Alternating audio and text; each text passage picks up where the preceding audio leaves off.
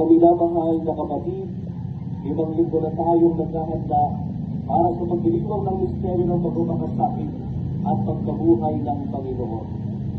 Sinisikap natin unawain at tuparin ang ating pananagutan sa Diyos at sa kapwa-tao, alinsunod sa aral at halimbawa ni Kristo. Kaisa ng buong simbahan, sinisimulan natin ngayon ang pangamahal na araw.